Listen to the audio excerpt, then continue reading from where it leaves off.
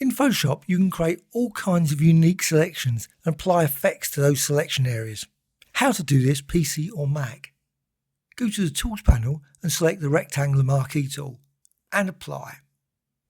Once you've done that, go down here and click this, the Edit in Quick Mask Mode. So click there. Now you can edit the selection very quickly. Go to Filter and use any of these filters. So I'm just going to go with Gaussian Blur, apply that, click OK, then Filter and just down to Distort and Wave. And you can apply all kinds of different settings to create unique designs like that. Click OK. Now simply go over here and click this again, and there's your selection. What you can then do, select and inverse. If you want to apply an image or effect outside of that area, simply go to, say, Gradient Tool and apply, or any other effect. To remove the selection, go to Select and Deselect.